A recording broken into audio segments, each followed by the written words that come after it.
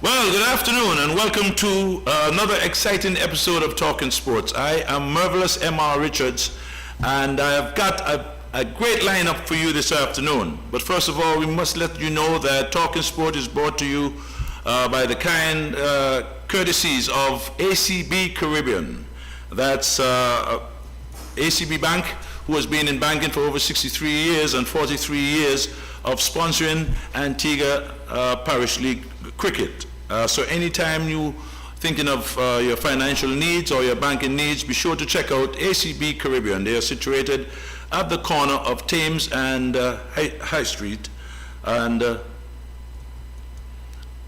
also from Blue Mountain water, the purest and the best water that you can drink anywhere on earth, and the distributors for Blue Mountain water is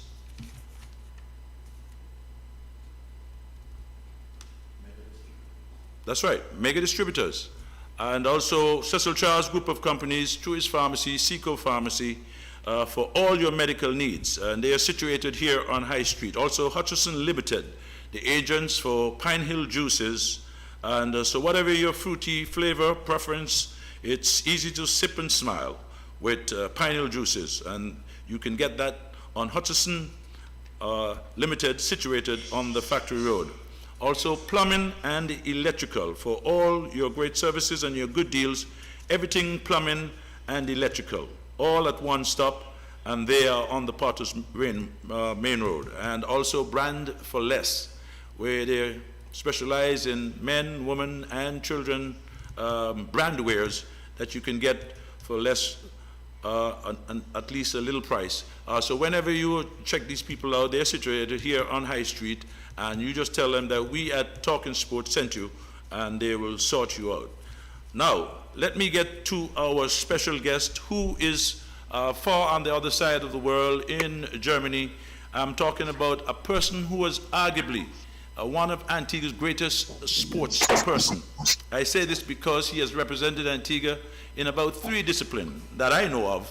One, which is athletics, and he also got a medal, I think, at Caribbean Game, if my memory serves me correct. And also he represented Antigua in basketball, and also I played alongside with him at my back as goalkeeper for the Antigua national football team. And of course we have Lester Benjamin. He was a sprinter, and we're going to be talking to him about the just concluded Olympic sport, the Olympics that just passed there in Tokyo. So welcome, guys, and welcome to Talking Sports. Hey, thanks for having us. Fantastic. Now, Andy, the first thing I'm going to get into, really, because I know there's a lot of argument around about who is the greatest sportsman that ever come out of Antigua. And your name keep coming up. No, your name keep coming up all the time because of the 3 discipline that you have represented Antigua and Barbuda in. Tell us about your athletics prowess. Did you win an award in Carifesta? Well, yeah, that was like pole vault. I did pole vault, and I got a medal for pole vaulting. Fantastic. But my disappointment was more like I went to university in America, and the guys at the university told me, "Hey, come on, train." So I started training, and my hopes were, I didn't broadcast it, I didn't tell anyone, but my hopes were, okay, I start running and doing something that maybe I could qualify for the Moscow Olympics at that time.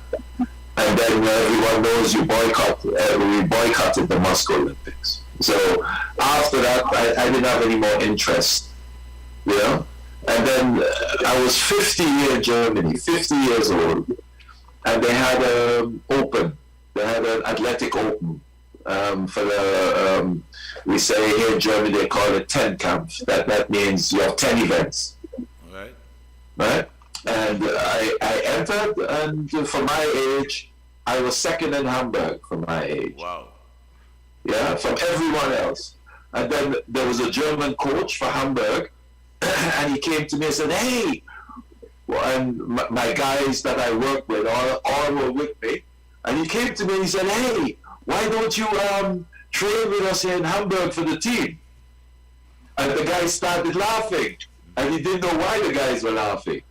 And everybody looked at him and said, "Well, you know, he should be the coach for the team because he's 50 years old." And that was the last time. Now I'm 63. So that was 13 years ago. And I felt so good, again, just doing athletics, you know, but we get older and the joints and everything else. So I could go out and run, but I know the next day I'll be sitting in bed for 2 months. So, like, all I do now is I train the guys. No more running. Such a damn clown. All right. You'll be in bed for 2 months after you went today. And so now, okay, so you moved from athletics and what? You went to basketball? Well, okay, like when I got over here, because I do know that you were one hell of a goalkeeper, and I believe that you got that that eye-hand coordination from basketball to make you a good goalkeeper. So tell us about you know what how you did in basketball. Like, okay, first when I got over here, I needed to do some work.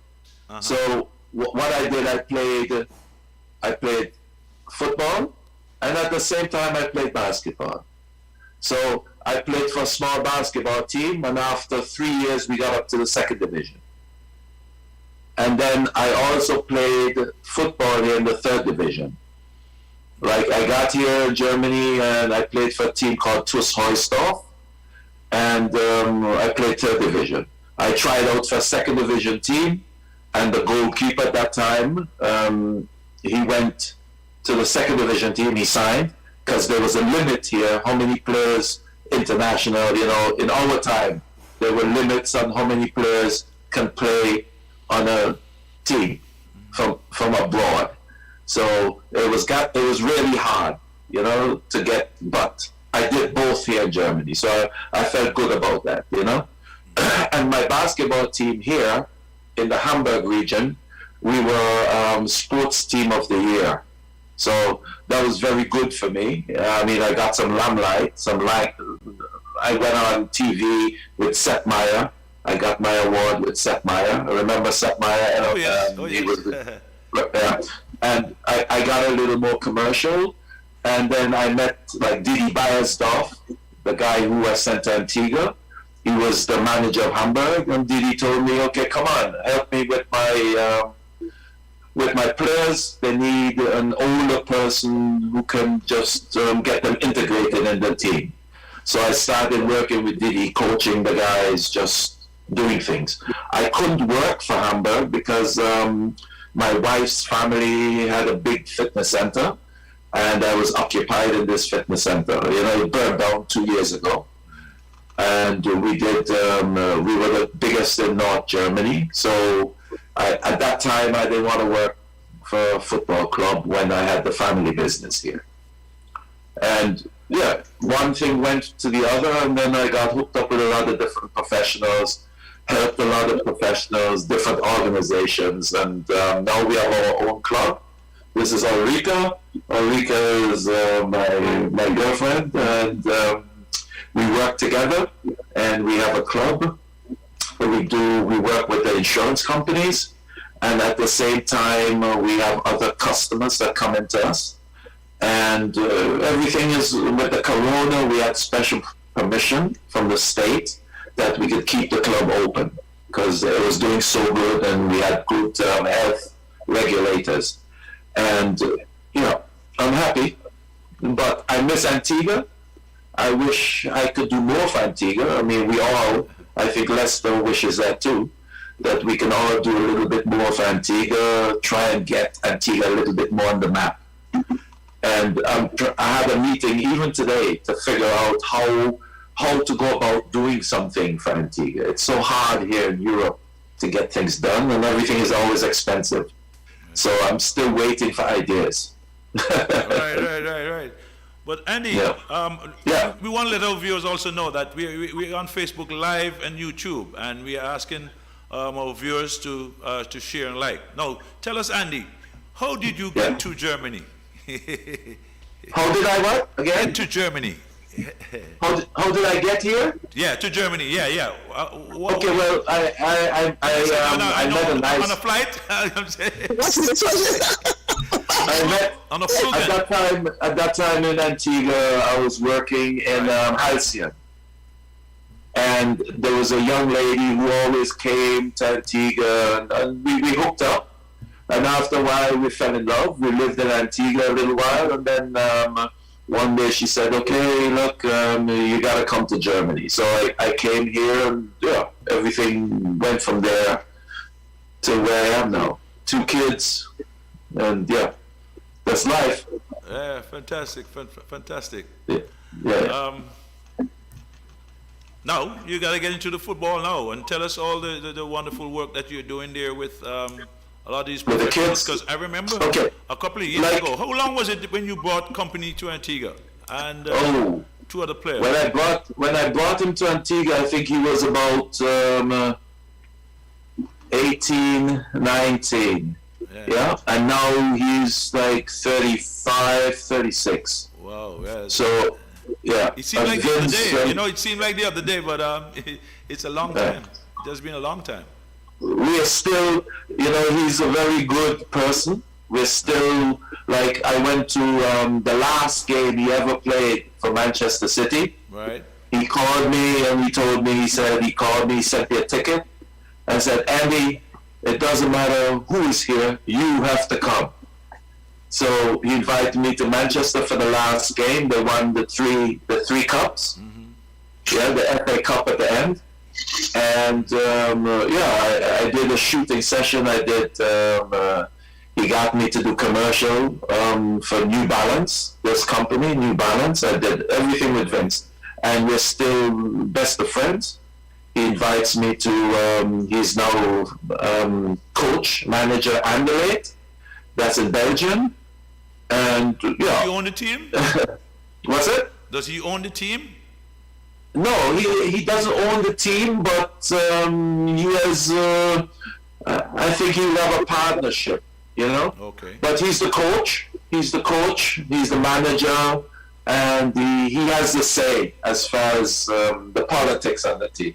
And Vince is he was a captain for Manchester, and he was a captain for Belgium. And he, at the same time, he went to university. He got his degree, in computer science. So he's not just a player. He's very, very smart. And most of the players, I can say most of the players, we always sit and talk about that. There's also the education behind the game. That's right. I'm looking at you, Mervyn, and I think you accomplished. I think it wasn't just football.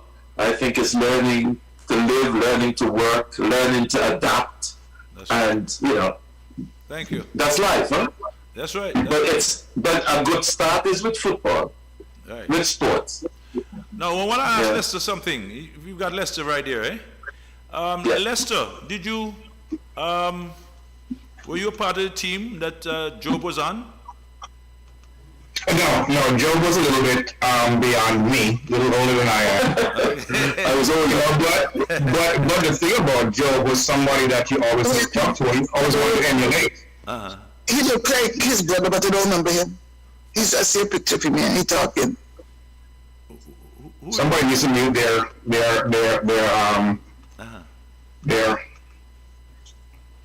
But but Lester, you also you got a scholarship and you went to the States, and of course you're one of Antigua's finest sprinters.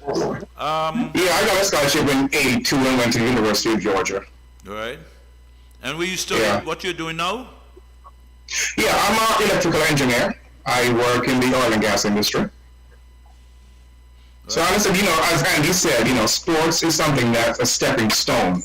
One good thing about sports that really doesn't feel being on a team and even individual sport, it gives you that focus and that drive to always want to achieve whatever goal it is. That's right. You always want to be a winner. And that's the thing that sports does for you.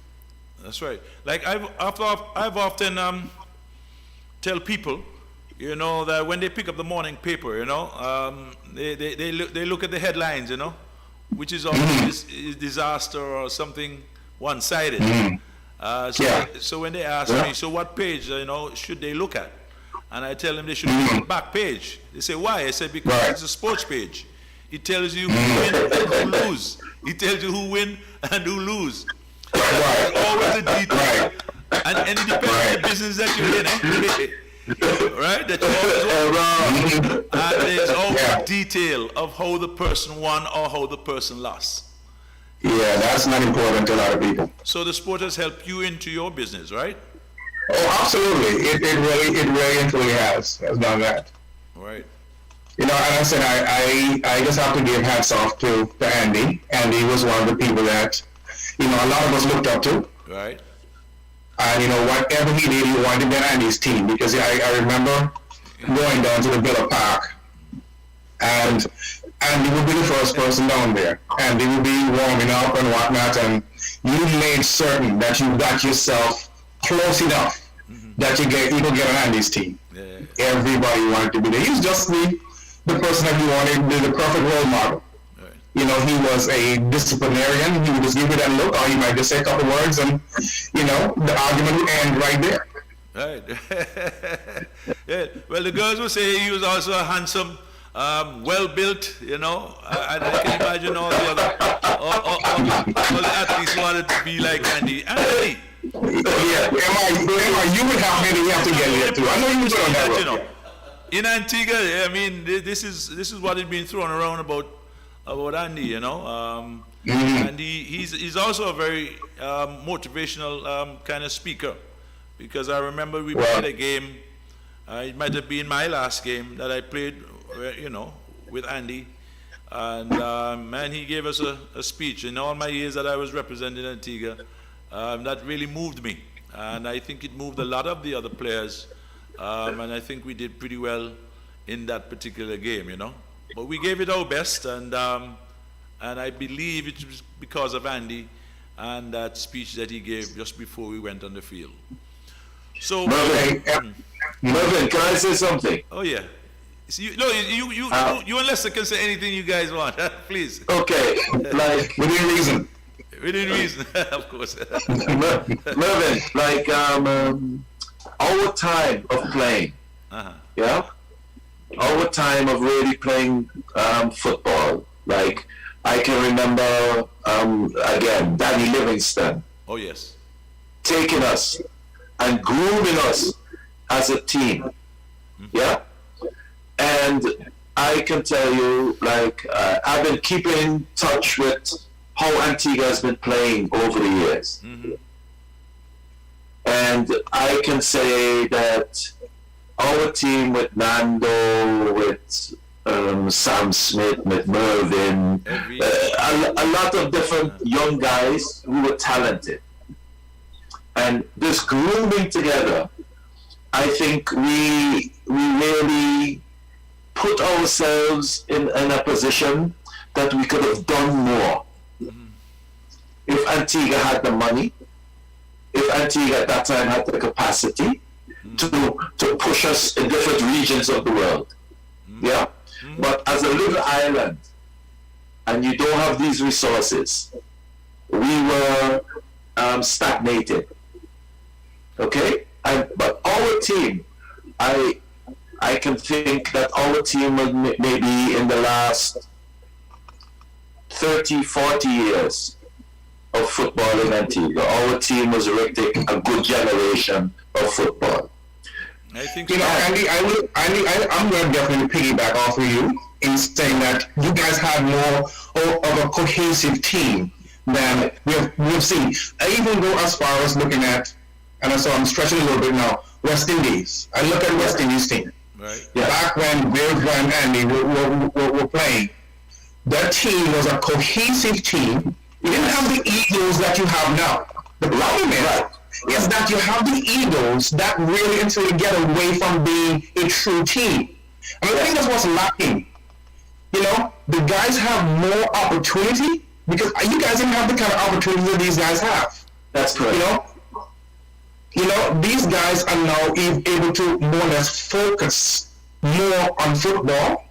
Yes. And you look at the skill set, and I guess from somebody, I'm sorry, I'm just being somebody just looking in, not knowing what's going on from the inside out. But when you look at it, the skill set doesn't look as good as the guys who were back there, because you guys had passion for the sport. Right. And for some reason, you don't quite see that passion anymore.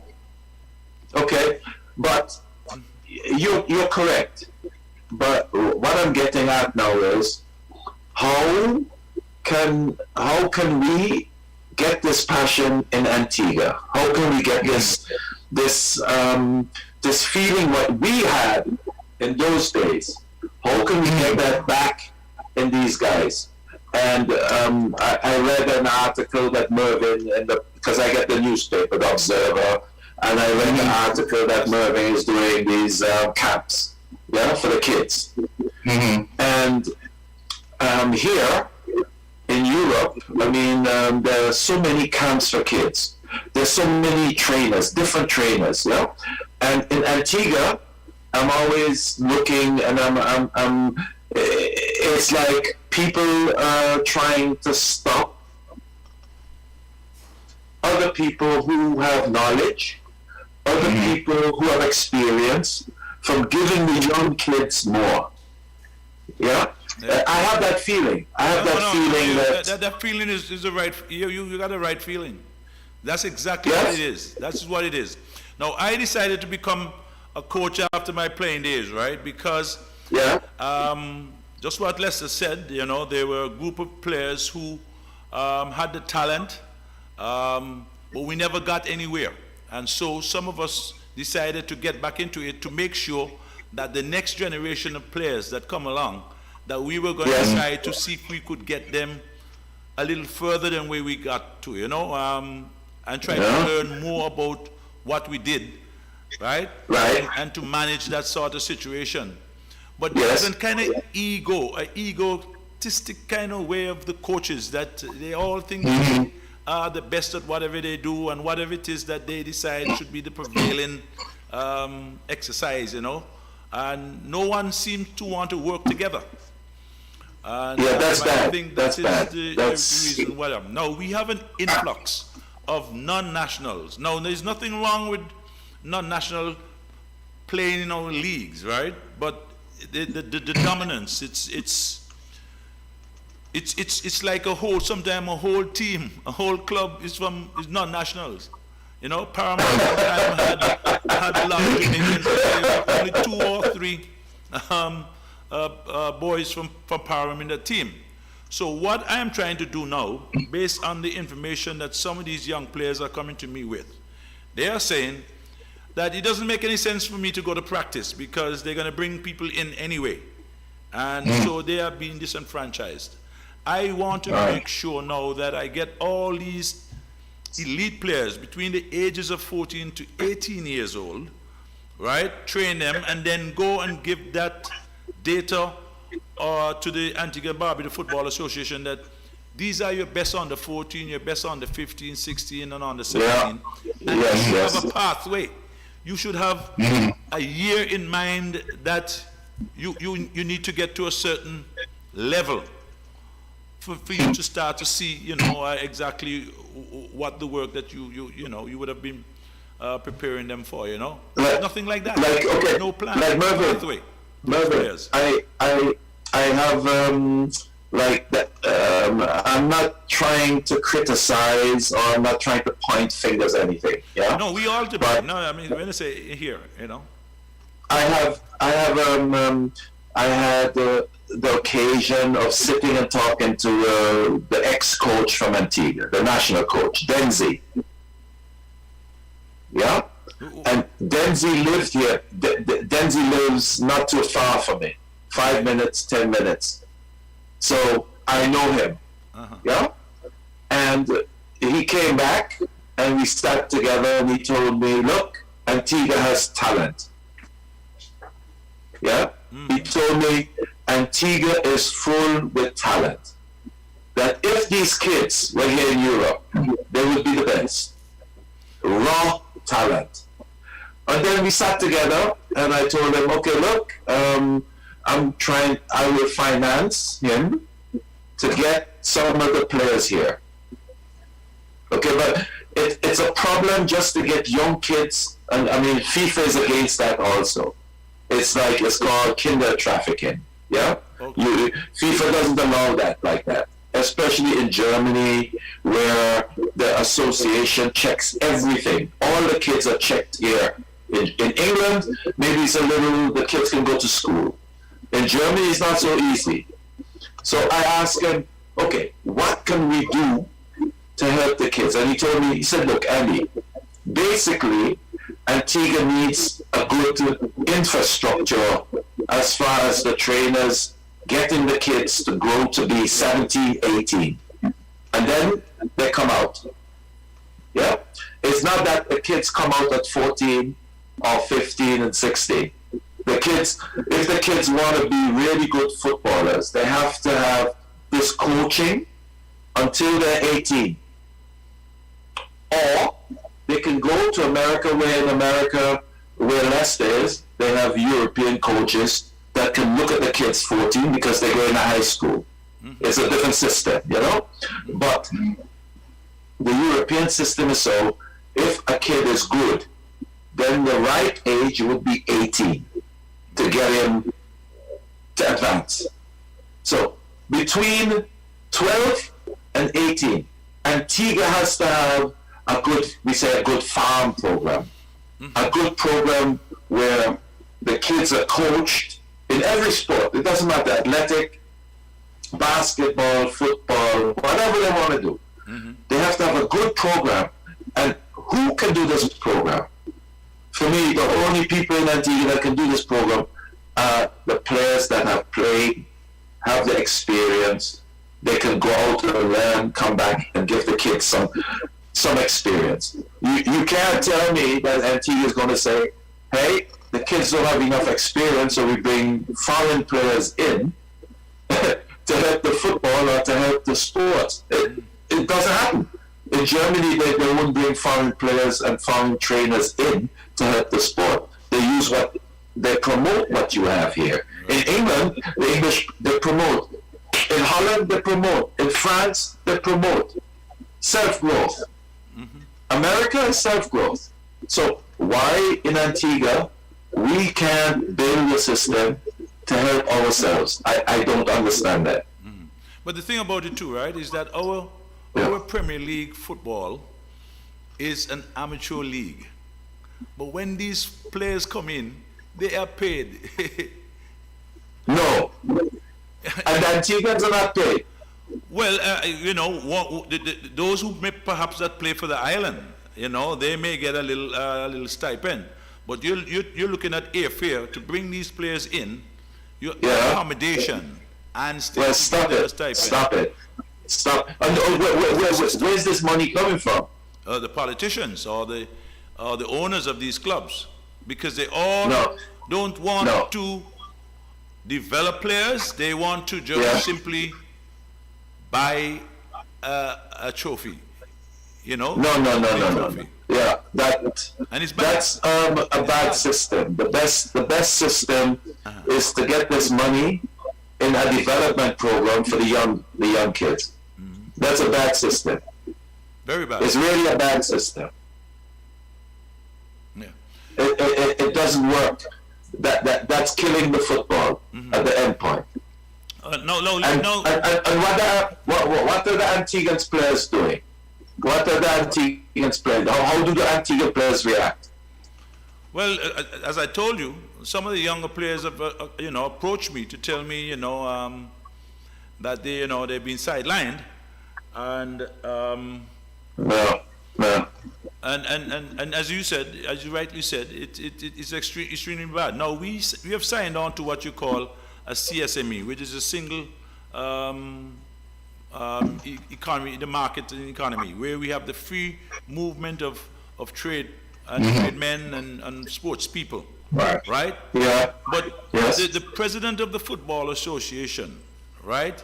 He has indicated that is the club who has made this decision, rather than the Football Association putting a cap on to say, well, look, at least 7 Antiguans must be on the side, the team, at all times, which is ensuring that your players get developed.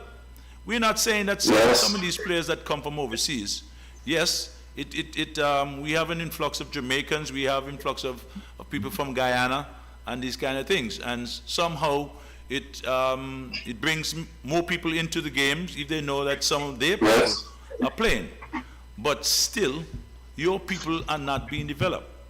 Now, you would have known that in the 70s, when Viv and Andy and all these guys were in England, and they were playing, right? They used to fill the stadiums because, you know, we were flamboyant, and the people will come to watch a very entertaining day or two of cricket, right? Yes. And then they realized that the English players were not developing, and so they cut that out.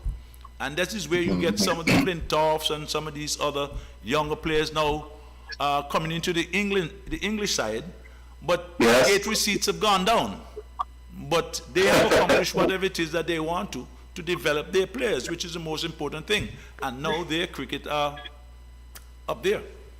And we have moved from where we are in the last couple of years. So I can only suggest, like, I look at it this way. If you have expatriates with, like, Antigua passports, right, and they're going to play for the national team, I can understand that. Yes. Okay, we can understand that. Like, you have a big tournament, and you know there are kids outside who are really talented, and you take some of these kids. Okay, that's one. But you have to compensate in a way that when you have talent in Antigua, you have to have a system where you can send this talent out also. That's right. To develop. You understand what I mean? Yep. If you're not doing that and you're only bringing in, then it's not a system that anyone playing on the national team would like. But if you have a system where you know, hey, I have 8 players from Antigua that live in Antigua, and these 8 players are going out and playing. That's right. And they can be called back in for national duties. That's correct. That's right. That's a development program. Yes, exactly. And you have to have that. You can't have that not. You don't have it, and then you bring in 10 players in who never set foot in Antigua to play on the national team. Right? You can't do that. Now, Lester, tell me something now. With this, the Olympics just passed there in Tokyo, right? And the success and so of the Jamaicans and the Bahamians and, you know, Jamaican women, yes. Caribbean people. You know, what do you think is needed for us here to get to that kind of level? Do we need to send our athletes perhaps to Jamaica or, you know? I don't think so. No. I don't believe that. I believe we have some talented coaches in Antigua. Okay. But here's the problem. It's the same problem that you have with the Football Association, is that there's no long-term planning. That's right. For events. For example, the Olympics just ended. You have 3 years before the next Olympics. You should be saying, okay, as an association, here's what I want. None of our guys progress past the first round. Yes. Here's what we need to do. We need to make certain that we can have 1 or 2 athletes get into the semifinals in the next Olympics. So here's what we need to do. But we don't do that. We just roll the dice and just let it spread. And then when it comes close to the Olympics, we start sculling. Oh, who we are qualifying for the Olympics? We don't do that. There's no progressive planning. And that's part of the biggest, in most sports in Antigua, that's what we do. We don't plan. We don't say, okay, let's have a 5-year plan. and let's work that plan systematically. We have coaches in Antigua, and what I'm saying is that everybody wants to coach every event. They're very they're very tunnel in the way we think, okay? Because you have a coach there that is good, who can coach a great long jumper. You have one that can create a sprinter. He might have a sprinter in his group, but he's a long jump coach, but he's not willing to say, oh, you know what? For the betterment of the sport, let me do this. Right. He's not willing to do that. It's an ego issue we have. That's right. And until we get rid of that, and we get it over our little silos, we're going to still remain the same. You go back to 1977 or 75 when you won gold medal, Clifton? Yeah, I think that was what, 77? 75. 75 in Barbados. Yes. Okay. I think. Yeah. You see how much of an idol I am, Joe? See how much I idolize you that I know the dates when you won this medal? So, You're crazy, man. Crazy. I just remember because it's something I always, because I saw that and I said, you know what? In this year, I want to be the next Andy Christian on the podium. Yes. And that's the way my thought process worked. Right. And it's the same issue that we have now in Antigua, that we don't have, first of all, we don't have a schedule. We don't have a development program. No plan. No, we don't have a development program to bring kids up from, 9 years old, 8 years old. We don't have that at all. Yeah. So, but here's what I have decided that I'm going to do. In that, Antigua, you look at, Valdes, so Lester Bird was one of the top long jumps we ever had. Yes. And from the time we had somebody like Lester Bird who was jumping, close to 8 meters back in the 50s. Yes. The only other person who has jumped 8 meters since then was 35 years ago, and that was me. And we haven't had anyone jump 8 meters since then. That makes absolutely no sense. None whatsoever. We don't even build on the success that we've had. We don't believe in that.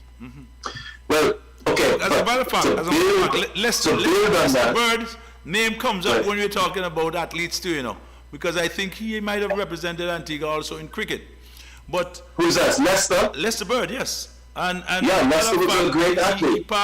He passed yesterday morning, and our condolences at Talking Sport goes out to the entire Bird family, the loss of our former Prime Minister and our former national hero. Yeah, I got the encouragement to work in Antigua, like sports and games. Yeah, that's why there was Fitzroy Brand, but Leicester was behind of it also.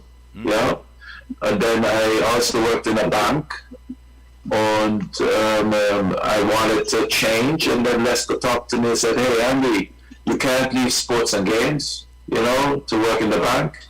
Yeah, Antigua needs you." And I can remember, like, my sporting was so, when Leicester came back to Antigua, at that time I was a kid, and my father said to me, "Hey, that's one of our great sportsmen, Lester Bird." And I just said, okay, I want to meet him. It was so for me. And he was also, for me, Lester was one of my idols, at that time, growing up. And then after that, I met Danny Livingston, and that changed me, Yes. But I always looked up to Lester.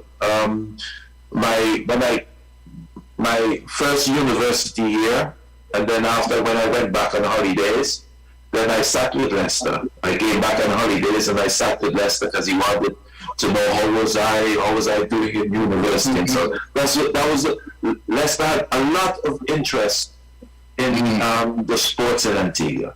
I think he was always behind of it, even football. So I'm sorry to hear of his passing away. Tell me, I know both of you. Well, you have the same first name and the initial, the first initial of the last name. Yeah, but it's so funny that Andy said that. You call Lester B, too, right? Yeah, Yeah, But tell but me it's so something. funny that Andy said that day, Mervyn, in that I remember my first year coming back from university, Lester Bird sat with me to ask me the same questions. The second year when I came back, I broke his record, and he met me to congratulate me for breaking his record. Right. Because he would always call me namesake, Yeah. you know? So he was just somebody who was But just for the so... record, Lester, right? For the record, right? Yeah, oh yeah. People just seem to be unclear as to what did Leicester accomplish, and in that what was it, the Commonwealth game, was it? Yeah, Right? yeah, but he also participated in the Commonwealth Games too. And he also won a medal at the Pan Am Games. Okay, won a medal at the yes. Pan Am Yeah. game. Can you remember the year Yeah. that he did this? No, that I don't. Okay. The what? The year? To be unsure But yeah, as to I think that was 77 or so. No, 77. no, it was had to be before that, Joe, because that was your time, 77. Yeah. Wait. Yeah, so it was before. It's probably the 60s with 69 when Greer and Yes. those people went to Pan Am Games. I would think it's sometime in the 60s What did he Six. accomplish? Michigan State. because he had set the Antigua record in 59. Okay. Or 57. I think it was 57 or 59. I remember seeing that. Because he went to Michigan. 56. 56. Michigan State. Yeah. Yeah. Because he went to Michigan, and I remember seeing that big stuff. Yeah. Yeah. And he broke a record at Michigan State, or what? Oh yeah, he was a record holder in the long jump at Michigan, University of Michigan. Yeah. Yeah. And one of the guys who ended up winning a silver medal at the Olympic Games back in '68, Ralph Boston, was a good friend of mine. He's a good friend of mine. And for some reason, he always, don't care where I competed, and Ralph was there, he always wanted to know how Lester Bird was doing. Always. Because Lester Bird was that good of a long jumper that people remembered him. Right. Yeah. Because typically, when you beat someone, when someone beats you, Yeah. you remember who beats you. You don't remember who you beat. You know? I mean, that Tegan, when you get your licks from somebody, you know who gave you the licks. Of course! It's the same thing. It's the same thing. The lick you want. Oh yeah! Come on now! It's the same thing I tell kids. That championships are easy to win, but very hard to keep. Because Absolutely. Because everybody coming for you. everybody coming for that. And I also tell them that they should always gain from a loss. You know, a loss. Oh, absolutely. You That's don't sport. lose That's everything. sport. You learn. Away with something. You learn. That's how you get better. Only way to get better. You won't have what you call it, at the end of a game, have an autopsy on the game. When you win, you don't normally have that, innit? But when you lose, is when you decide to say, look, how did we lose today, you know? And if you can gain something from that loss, you would have walked away with something. Yeah, but, Yeah. Mervyn, like here now, it's a little different. Huh? Here, the guys are wearing their little computer. They're wearing it, and everybody looks and see exactly what they did. Doesn't matter if you win or lose. Everyone knows analyze. What did I do right? What did I do wrong? Right. At the end of the game, they sit Okay. and you get your licks just as much as if you win as if you lose. Right. You know, you have we say a quality and quantity control on every move you make now. That's a little more professional, and that's I don't know if Antigua is doing that. I don't know if the players are doing that, but that's technology in sport today I think is so important. At the new ABFA's development center, I think there are cameras now, you know, so. Yes. But before, when you tell a kid, hey, you know, you were doing this or you're doing that, he doubts you, you know. So you say, okay, come with me, and you and you show him, and he say, okay, that's me. I say, that's you. Look. That's correct. That's good for the kids because I mean they only know the computer now. Right. Yeah. The kids only know their handies, the cell phone and the computer. So use it to teach them something. It's okay. Right. Yeah. So Lester, you're saying that you are an engineer, aren't you? Yes. And you design. Yeah, I designed electrical systems for Okay. the oil and gas industry, and the pumping industry, and the drilling industry. Is there anything that you could develop for for sport related situations? Or yeah. No, but I'm actually working on a little pilot of something that I think can actually help, because we have a weed grade system in Antigua. And I'm working on a little hybrid system that I guess I shouldn't even be talking about it, but Okay. it's a little hybrid system that you can actually use to, just in case you have, the flux of load shedding that we have in Antigua quite a bit, Right. where we can actually help to stabilize, people in their individual homes and not on the grid level. Okay. So I'm just working a little. I'm gonna. It's a little pricey right now. We're just trying to work on some ways to bring it down where it become something that's affordable, Right. for us in the But Caribbean. I'm gonna give you an assignment because when there are heavy winds and whatnot, your cable goes and the light goes off because it's not able to withstand. Well, it's because we have all of our utilities above ground. That's part of the problem. Okay. Yeah. But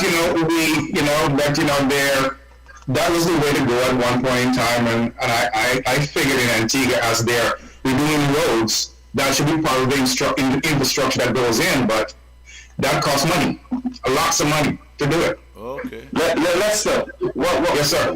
what about the solar cell system? Is that something? Solar is good. Is that something? Solar is good. Yeah, solar is good, but the thing about solar is that you need to have a battery backup system to store that energy. So if you're not storing that energy and you lose power and it's night, you have to create another power. There's nothing. Right. So, and that's the part that's very, very expensive. The battery storage is extremely expensive. The solar panels you can get the solar panels pretty inexpensively. Okay. And wind energy in Antigua, what do you think about that? Wind energy. It takes up a lot of real estate. It have to be something that would have to be done, and this probably become a maritime issue. But to do it properly in Antigua, to have the kind of megawatt generation that you need, you'd have to do it. You have to do it in the ocean.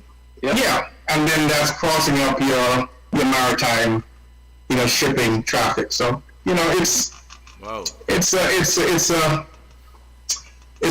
tickly one right now. So, but it can be done. If you really and truly want to strengthen your system in Antigua, there's a lot of money that has to be invested. And there's the technologies out there to do it, but it's going to cost you quite a bit of money. But yeah, but you think? Go ahead, Milton. Would it be? I'm sorry? If we were to get that stuff, would it be money well spent? Oh, absolutely. I mean, would it Absolutely. save us? Would it save us in the long run? Yeah, but here the problem is that we don't believe in planning systematically and doing things in stages, and that's part of and that's part of our problem. I think it's a discipline. We tend to lack the discipline to see things all the way through. Mm-hmm. We have the nice ideas, but we get sidetracked, one way or the other.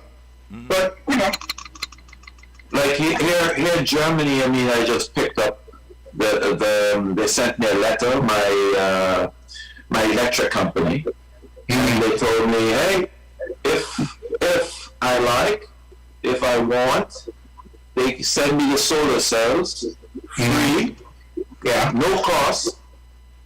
no cost. I just have to do my prescription for another year with this electrical company, and they send me my solar cells. It's crazy. But you see, the good thing about that, here's the beautiful thing about that, because they have a gain on that. Because what you don't use goes back to them. And they can store that. Right. So And that's the way to do it. And the Antigua government, I mean, they couldn't do a program like that getting these hooking up with some company and I know a lot of solar cell companies here have gone bankrupt. They closed down because there's so much now, and a lot. But Antigua couldn't do something like that. They couldn't do a production line to produce their own cells. I mean, is that so expensive to do? You know, I would love to sit and have that kind of discussion, Andy, but you know, because there's so many things that we actually can do. There's so many things that we actually can do, Andy, but you know, we have to do things that are more practical for Antigua and what the situation is. Yeah. So, you know, sometimes I guess we just have to sit down with the powers that be and just, you know, talk about it. Because I've actually talked to some guys at what's it called again, Mervyn? APOA. APOA, yeah. I've had lots of conversations with them over the years. Okay. Yeah. So they are aware that you're out there, ain't it? That we have. But there's one guy that I know very well there that, you know, we have communicated when I was in a different role at one point in time. But, okay. So yeah. Make sure you keep that line open. We're gonna need you. Oh yeah, I do. Okay, but when we get back, I wanna ask Andy about some of these professional guys that he has worked with and some of the young talent that he's now getting into the Bundesliga and other clubs around the world, right? But we just want to let you know that Talking Sports is being brought to you by ACB Caribbean, Simply Smarter Banking, and Blue Mountain Water, the great tasting water. And also, you can get your supply of Blue Mountain Water at the mega distributors on American Road. Cecil Charles Group of Companies, Seeker Pharmacy for all your medical needs, and they are situated here on High Street. Also, Hutchison's Limited, agents for Pineal Juices, and they are on the Factory Road, along with plumbing and electrical for all your great service and good deals, and everything plumbing and electrical, and also brand for less. They specialize in women and children, men and women and children, clothing, and you can always spend a little money for the big brands that you see out there. And remember, we are on Facebook and YouTube Live, and we are asking you to just share and to like. And we've got with us two extraordinary Antiguans who have done their part on the field of sport, and one is still doing it, and the other has, you know, changed his career a bit, and still can be of great asset to us here in Antigua and Barbuda. So tell us, Andy, what is the attitude of these players when they come to you? Because I think this is something very important. You know, that players of such high quality can come to Andy, Job, Christian, to train and to get good results, to take them to the next level. What is it like? Tell me. Okay, like my approach is always, hey, to be honest, my approach is, I am Andy, I'm from Antigua. That's always my first approach. I'm from Antigua and Barbuda. Oh, where's that? Well, that's a little island. And then I explain a little bit more about myself. And then I always look at the individual. Where does the individual come from? What background? Mm-hmm. That's important. You have to know the individual or the player's background. Is he a player with ego? Is he a player who is just a simple person? And then from there, I look at the player's mental and health. His mentality, if he's somebody who is macho, we say, or if he's someone who is just a kid and likes to just play football. And after that, I think I approach it as like I approach everyone the same. I look at what do they do on the field, what their position, Are they fit mentally? Are they fit physically? And how can I help? And I go like, I try and socialize the player. Like I try and put him in an environment that he knows, look, I'm not just here for football. I ask them, hey, are you, what happens if tomorrow you get hurt and you can't play football? Simple things like that, you know? I try and just get in his mind to let him think a little. Does he want to play just football, or does he want a life as an athlete and as a person after sport that you move on? And then I just take it from there. I try to know the person, and I train them. I do physical, I do ball work, I do mental work, I look and see if the player has problem with the muscles, and I try and help. I look at his stability. I try and see if he's stable in every way. And I was stable because I remember, here's a joke for you guys. I remember one time I was with a girl in Antigua, girlfriend, and I decided I was going to run. So I was running around Antigua, they say. And people stopped me and say, hey Joe, you running because you got knuckle? Somebody that's why you're running around Antigua. And I took that, I said, oh God, Antigua, man, hey, Antigua is just mash up a player. Let's go under me, huh? Antigua just mess up your mind if you're not careful. And I never forgot that in my life. That's why, like, what I do here now, I don't really go in the media. I don't really get on the internet. I go from person to person. If I train someone, they tell another player, hey, I have a good personal trainer, and you should get him to train you also. So I don't need the internet to get my customers. Yeah, it's just from one person to the other. Because the media, like sometimes the media in Antigua will just kill you, right? So I try and get the players here, the players that I train, to forget about the media and just think, how can they bring something out from themselves? Nice. And I think in Antigua, the players need that more too, because I looked at Antigua has a lot of politics.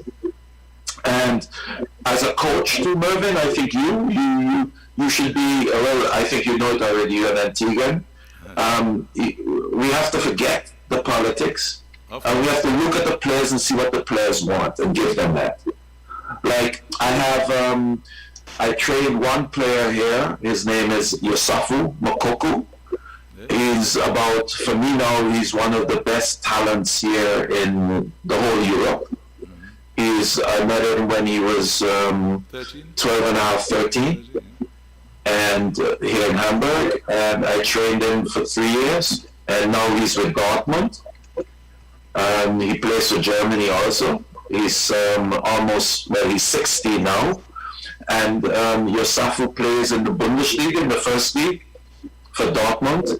And this young guy, he's the youngest player ever to score goals in the first league. Wow. So, and I trained him for 3 years, and he's really mentally, he is just like someone who is 25, 27.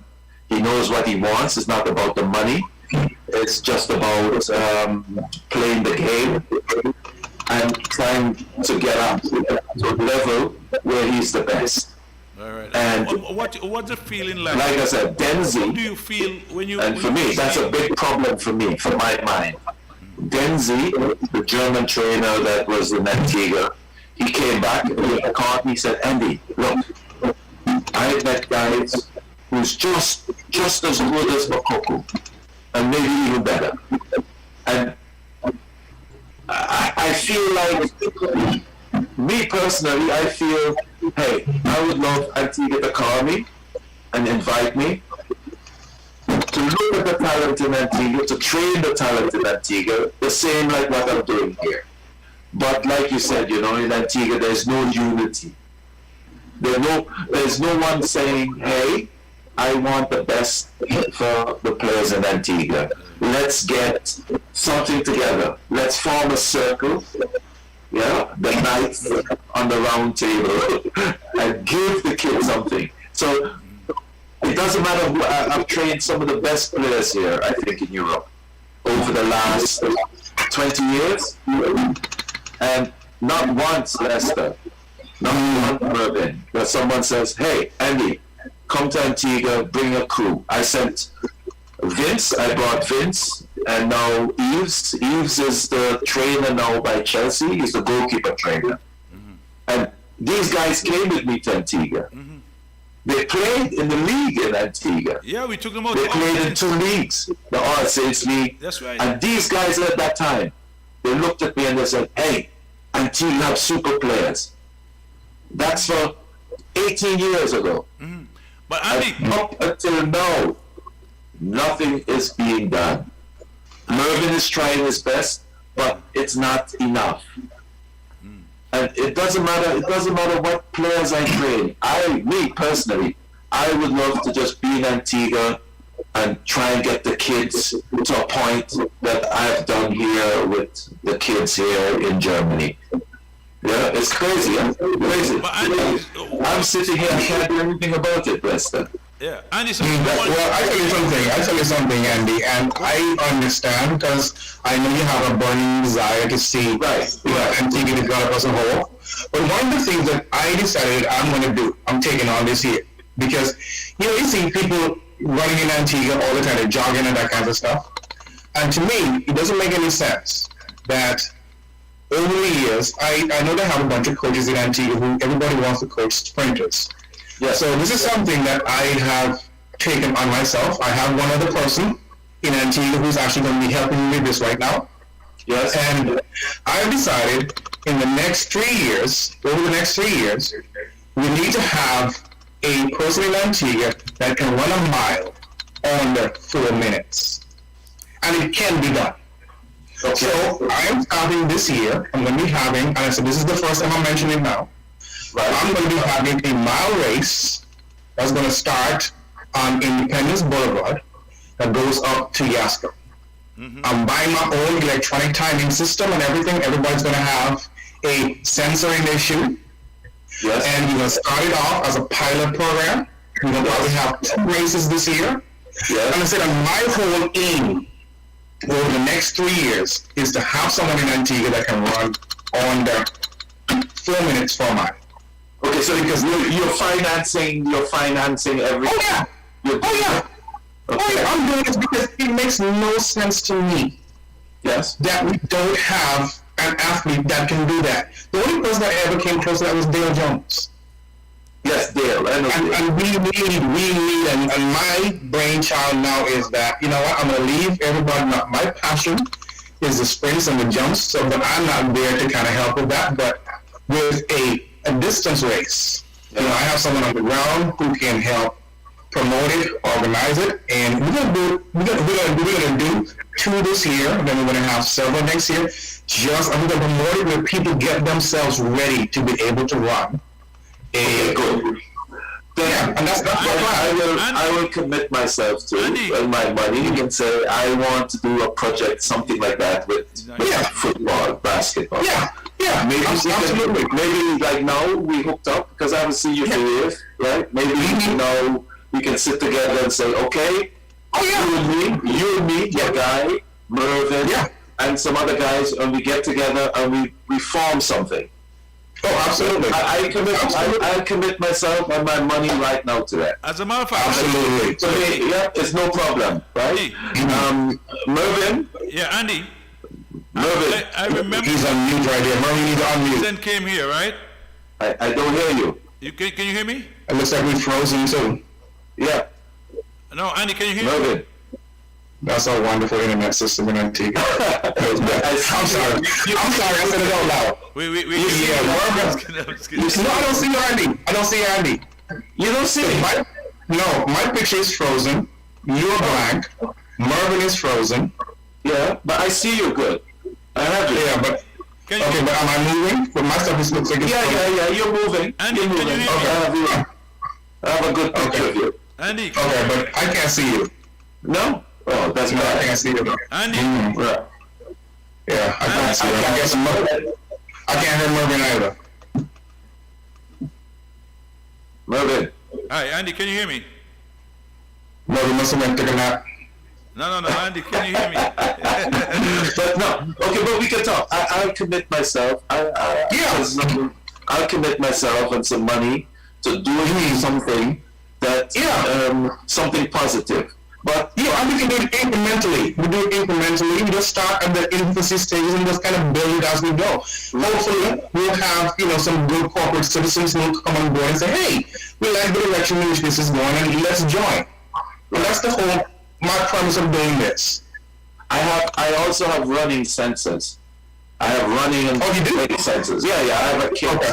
I think I have 15 or 20. I think I have 15 or 20. So I just purchased them actually. I just ordered some the other day. Yeah. So yeah. Yeah. But you can tell me the price. Maybe I can get them cheaper and stuff like that too. We can always check. Okay. Yeah, we can always. Yeah, we can definitely collaborate that way and just. Because I had some companies that. But I don't know if I'm back. Am I back? Yeah, Yes, sir. You're back. Fantastic. No, Andy, I was telling you that when you brought Vincent and the other guys here, right? Yeah. All right. I remember when we were at the airport with Vincent, and I said to him, your attitude is very good, and I know you're going to get very, very far. All right? Yes. Which you did. Yes. And I did say to him, you've got to remember us here in Antigua, right? Right? Yeah, he did. On top of his game, and he's making a lot of money. I don't want his money, right? But I want some equipment, anything like balls that he can. Ask him first of all if he remembers making that that promise to me. Yes. Look, Hey, Marvin. Hi. Vincent. Yeah. Yes. Vincent, Marvin, do you need balls? Sorry. Do you need balls, Marvin? Yes, I need some balls, man, and Well, Marvin, I tell you what, your prayers have been answered. I have about 20 balls here, Adidas balls that they sent me some time ago, and I've been gradually sending them to Antigua. So the remainder here, they're yours. Fantastic. Thank you so much, Lester. Thank you very much. Okay, and Mervin. Thank you very much. Mervin. Yeah, man. Lester me just talk. We just need, I remember when we were growing up and we had one ball for 22 guys, Mervin, try to give a player ball, each player Mervin. to work with, Mervin, you guys, do you have sensors for the players? Sorry? Do you have sensors for the players that they can wear when they're training? No, that's. Okay, I donate a kit for you. Oh, that is fantastic. Okay, that you can, yeah. Hey, Andy, do you see that? Andy, do you see this? Good balls. Yeah, Adidas every Euros World Cup, I get my balls from Adidas. So Yeah, Lester, good ball. I hope if you get 21 or more than 21, it's not a bribe, eh? You can get 20. I'm just kidding.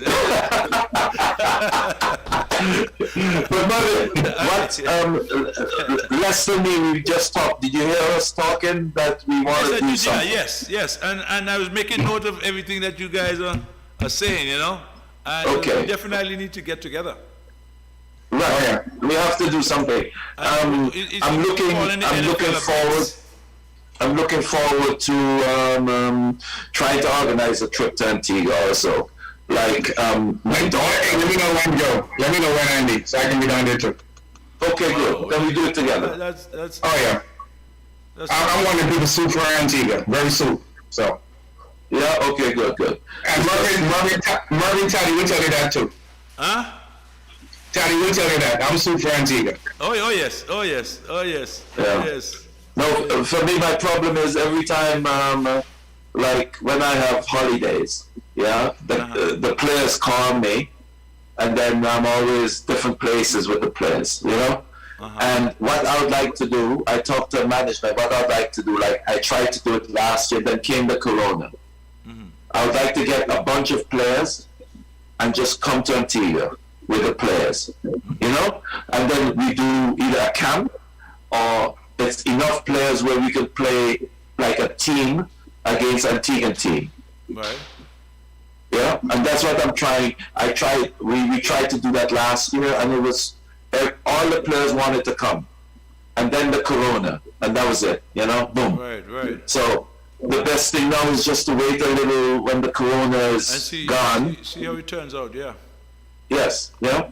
But I mean, the players are there. I just have to call and get the list, and we book. The government does. Nobody has to pay. The players have enough money. Everybody pays for themselves, and we come to Antigua.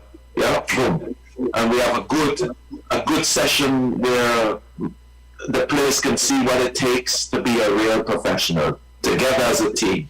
And that's important for Antigua. All what we're trying to do here, all we're trying to do, right, is to get these players to understand what it takes to get to the next level, so that when even opportunity arises for them, that it won't be foreign to them. They say, oh no, I'm accustomed to that sort of stuff, and and once they have the right attitude, of course, that will determine their altitude, Yes.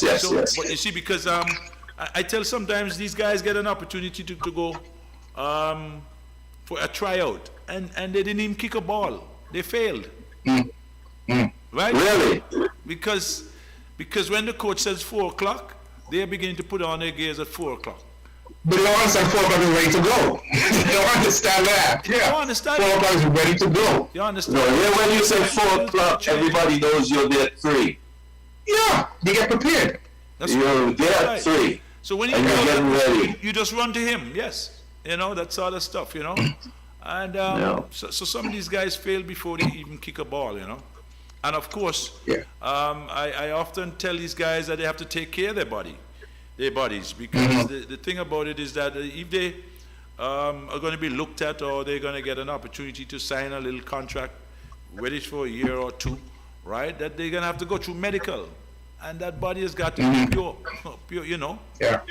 So they have to, be careful of what they take in, Marvin, one of the things too we have to get away from, was actually having a conversation with someone in Antigua the other day.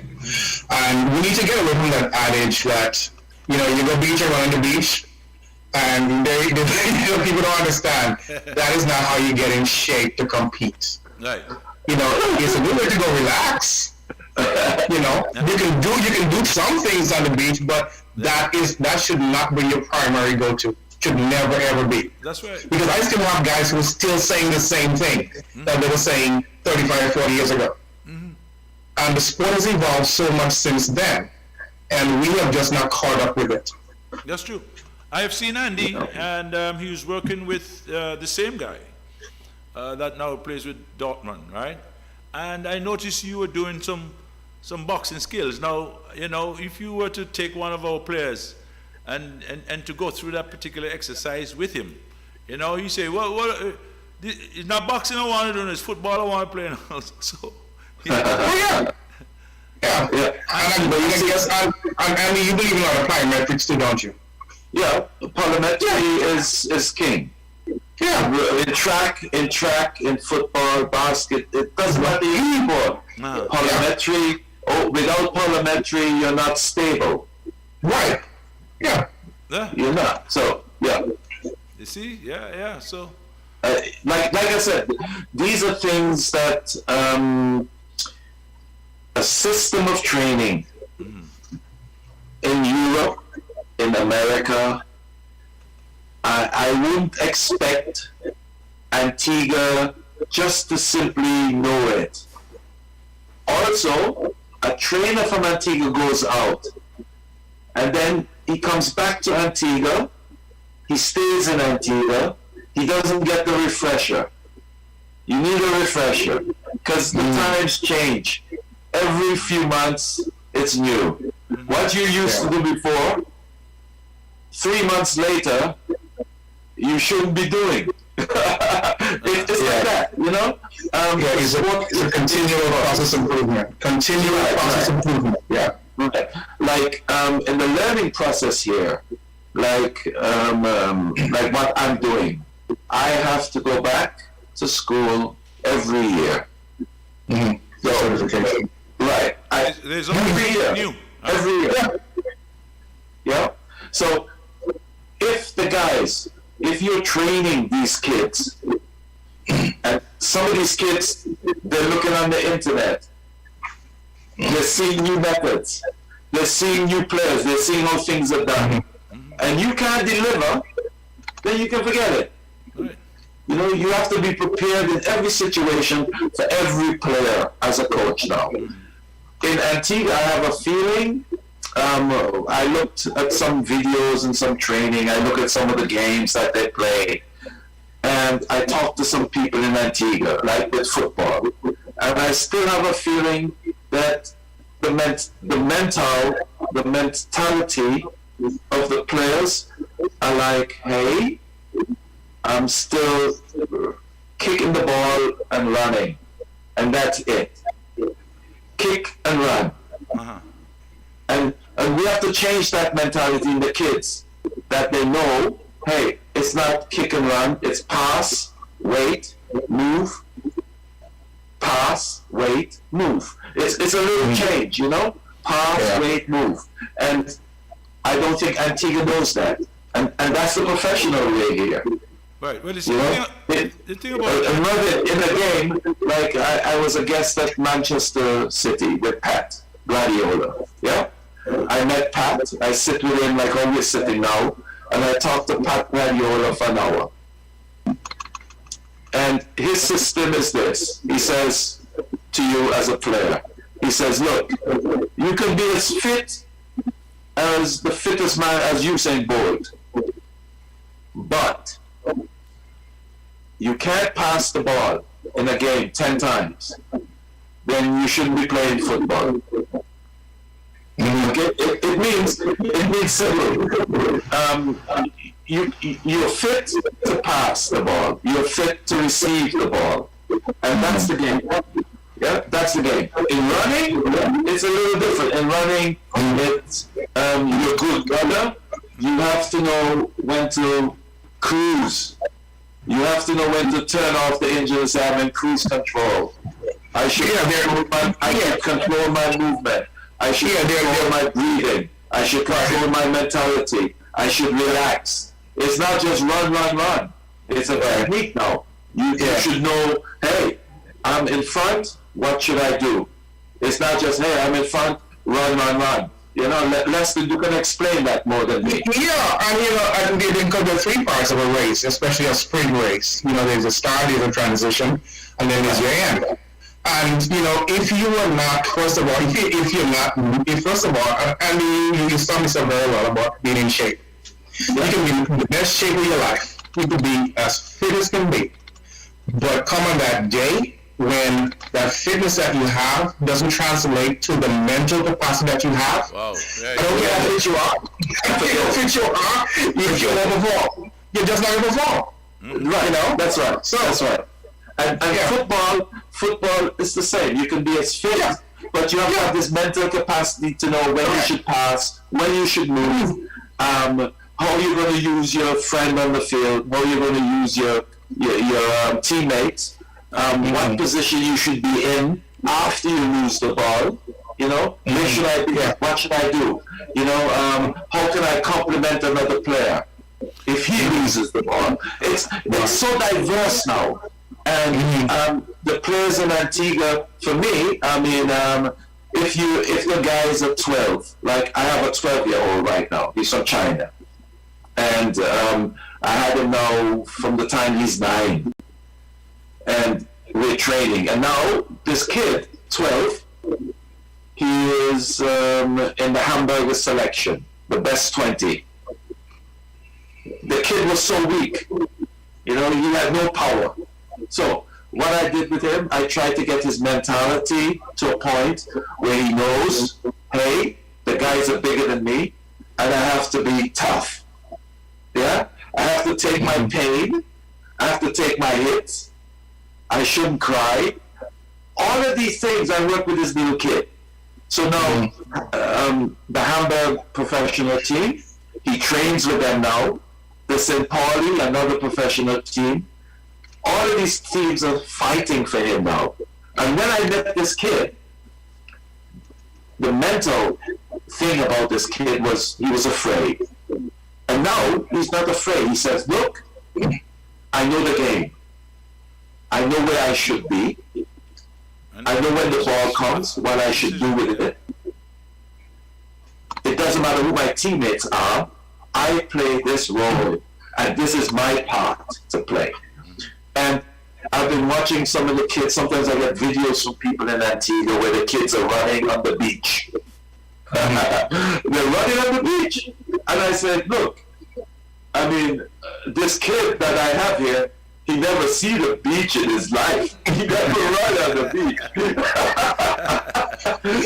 Yeah, but his game is so advanced because he's learning only with the ball. He's a lot with the ball. And Andy, let me ask you something. Because it's something that I observe. Because I've watched when Antigua played, I guess a couple months ago in that regional cup that they had. And then I went on and looked at Euros, and I looked at the players. And this is what I just observed. And Marvin, tell me if I'm wrong or not. But I looked at the Antigua players, and when they passed the ball, it was just like a single pass. And that was it. The end of their part of the game ended when they passed that ball. When I looked at the Euros, it looked like they passed the ball and there was 3 other moves that they had in a chess game. Instead of just one move, they had 3. Yeah. So how do you teach that kind of instinct? Because it just seemed to me like that was complete. You saw the talent, but you just didn't see the mental stability and mental strength and the true student of the game. You didn't see that in their play. You're so right, Lester. Okay, how do you think? You're so right, Lester. You're so right. Now, football, it's as you know, it's a dynamic game, right? And sometimes you have to answer like 5 questions all in a second, you know.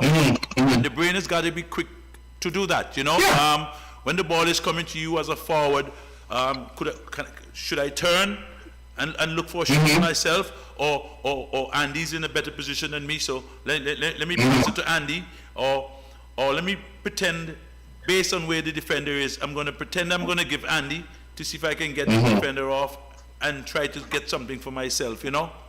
And you have got to answer all these questions in a second. In a second. And if you decide and say, let me hit back, let me play the ball back, an opportunity would have lost because you did not make the right decision, even though it's a safe pass, right? The opportunity is lost. You know, you had an opportunity at goal. If you had made the right decision, you could have, at least tried to, to score. So there are drills that you can do to for them, to people to start thinking, or to try to get the brain, to function. And repetition, as Andy perhaps knows, not perhaps, but knows, it's the best. but once repetition, the brain locks off when it's going to do something. If you do it about 500 times, the brain doesn't even bother to think about it. The brain just says exactly what he's going to do. So I'm not going to waste no energy because we have done that 500 times. So now in Antigua, right, they are trying to develop a program or a style of play that suits Antigua. All the coaches here, they've decided that Antigua cannot play like Brazil, or Antigua cannot play like Germany. You know, the Germans are a disciplined team. You know, if you look overhead, you will see the system, a system that is engraved in the style of play, right? The Brazilians are more what we call alegre, which is showy, and a lot of styles because of their samba. So a lot of culture has to do with sometimes how countries play. Now Antigua, if you look at Antiguans, right, we are always in a hurry to go nowhere. And it reflects on our football. Like Andy's saying, kick the ball and run. As soon as the ball comes, they want to go to the goal to score. And sometimes you have to ask them, how many times did you get there? All the rushing, you're rushing, going to the goal. Tell me how many times did you get there? So football, it's a time game. And sometimes for me to move from here to this bottle is the easiest way. But I may have to go around the table at some point. And they just don't understand that. So once you can shine these guys with the talent, right? And they do have some strength, which is they are strong and they are quick. But how do you utilize those two strengths that they have to get the best out of Antiguan players? That is what we need to do. Okay, like I see with Mervyn too, and then but I can go a little deeper, yeah, because I'm here in Europe and I know the system, yeah, and it's basically so it's basically that it doesn't matter if you're in France, Belgium, Germany, England, Holland, all of these coaches, all the coaches that come together and learn, they have one system for the kids, for the young kids. They all have the same system with the kids. When you're at a young age, what the kids should do and what the kids shouldn't do. And then these kids get together, and then in every little town, you have a selection for the kids. That the best kids get together and play. And then the scouts come and watch the kids. So the coaches that coach these kids, they want their recognition also. So these coaches give these kids a system that's universal. And these coaches are like a team, because these coaches don't give them a different system. They give them the same system.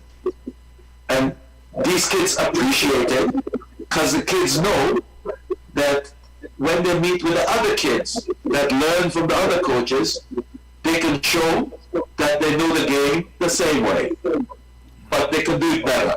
Right. So that's one thing that works in Europe. In Antigua, we don't have that. Yeah, like Lester said, everybody doesn't pull together and have one cohesive system. We don't do it, and we should do it for the kids. Okay, the next thing is, when you see these passes, they're passing here, they're programmed to do it, because they do it every day. Right? Everyday training, they do it. It gives a good point in doing that, and it gives also a bad point. Like sometimes the associations here sit together and say, hey, the kids are too, the function from the kids are too straight, you know? And they want to do more street football in Europe now, because they find out that the kids on the street, they have more talent, they're more flexible. But the problem is in Antigua is, if you do just street, then you don't have the discipline to play together as a team.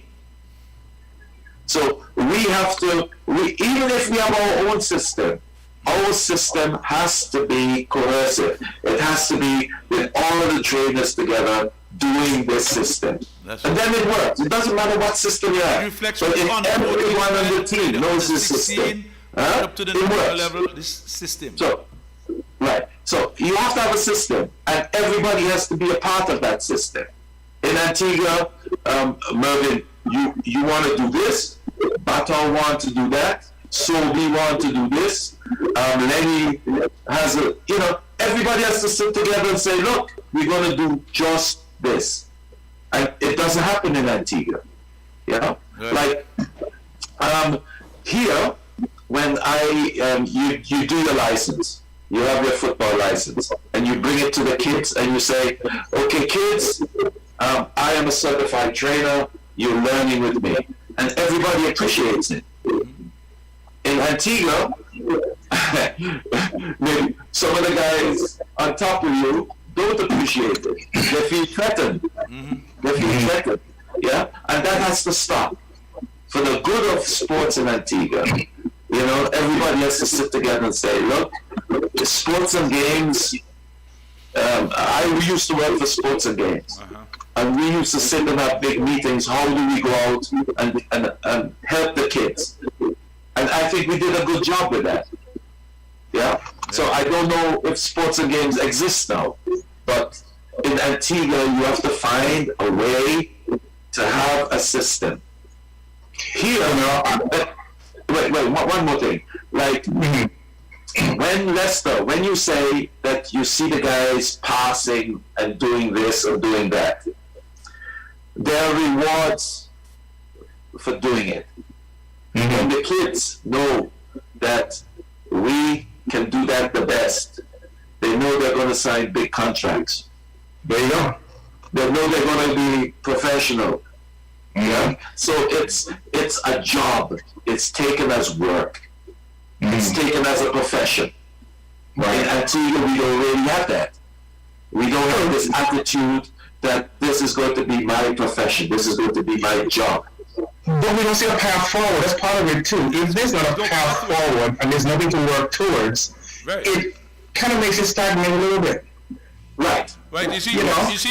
I don't think that we can win a World Cup. That's far from reality, right? Why not? But we should start to say, well, look, at least we can get to the Gold Cup. That's our. Let's measure ourselves getting to the Gold Cup. Because I mean, I see Guadeloupe, I see Suriname. We used to play against these teams and beat these teams, and they're in the Gold Cup, and we are not. But you know why that is so, Mervyn? And that's the same question that I have with a lot of people with West Indies cricket. North America. See if we can get into the North American teams. And then hopefully that the European teams can come and look at the American Soccer League, the MSL, and see if they can pick some good players out of those teams to go to play in England, in Europe. They do. They do. And they normally do, right. And vice versa. That's right. So we need to, and you know, well, most of those English players, after they pass their prime, you know, they find themselves in North America, in the North American games for 2 or 3 years, you know. All right. But guys, look, I mean, we're kind of getting close to the end. I mean, we've talked so much and shared so many things, right? I'm just going to give you guys a chance, to say any parting words, Well, hey Mervyn, I want to say one thing about Andy Christian. This is one of the things I remember of Andy Christian down at the Villa basketball court. Andy, I don't even remember Ozzie Kane. Yeah. Okay, so Ozzie Kane decided to start a basketball game on the Villa court and broke some bottles on the Villa court. Yes. And I never forget Andy said, Andy is going to get his ball. And he's going to bounce his ball in this basketball court. And if Andy's ball get punctured, Ozzie, I'm going to beat your ass. Yes. I ain't never seen my feet on a basketball court so quick. that's a good passing shot. But Anything you want but to Lester, that was a sight. That was a time when you have to try and get the idea that we have to be more disciplined. Yeah, and if you're not disciplined, then you affect the effect on other people. Yeah, it doesn't work. Right. And in Antigua now, the young guys, I don't think they have that. I don't think they have that anymore. No. Yeah, I don't think they have that anymore. So they can relax and use the thought that people like us, people like Mervyn, people like you, people like me, and others who went through these experiences can have a little bit more say in changing the way things run in Antigua. And that for me, I would love to do in Antigua. I have a few more years before I retire. And when I retire, I am thinking of just doing more things that I can do in Antigua. Because I remember Danny Livingston did that. Danny retired for me and then came back to Antigua and put so much effort into us. And I like to put back and give back. And I think more Antiguans should be giving back. Yeah? Mervyn, good job, man. Good job, Mark. Thanks. Hey, Mervyn, I didn't plan to be part of this. I just wanted to listen to Joe. So, No. because you just wrote me in. Hey, look, Lester, I didn't even know that was you first, man. I look at you with those glasses. I have 20 extra balls. Hey, I got you. I got you. So funny, Bourbon, I have them right here in my office, just sitting now. Bunch of balls. So I will ship them on to you. Well, look, guys, I want to thank you all so much, man, for coming and talking sports. You know, I mean, it's been a blast. All right. I'm going to try and get you. Andy, I'm going to try and get you some balls. We'll definitely be in touch. Lester. Yes, sir. My number is 772-2020. Hang on. Yeah. Go ahead. 772-2022. 2022. Yeah, and I'm on WhatsApp, so you can. We stay in touch. We keep in touch. We'll definitely do. Yes, and so let's start. And what I'll do, I'll get Andy's information from you. Right, and then so I can get myself and communicate. Fantastic. Right. Fantastic. We do that. It's been a blast, guys. I want to thank you all so much for coming on and talking sports. Andy, the next time I get in touch with you, right, you got to get your girlfriend because she's going to talk about some sports injuries. And yes. But she was in Antigua too, and when we were there, we talked with Baba Twaits. Oh, Baba Twaits, right. Yeah, so does she speak English, or are you going to have to translate for us? No, she speaks good English. Fantastic. Yeah, right. She speaks good English. All right. And she's a very, very good doctor. I mean, she takes care of some of the professional players. I train whenever, she's always there. You guys make a good pair. Trust me, you guys make a good pair. All right? Okay, well, I want to wish you guys all the best, and thanks again for appearing on Talking Sports.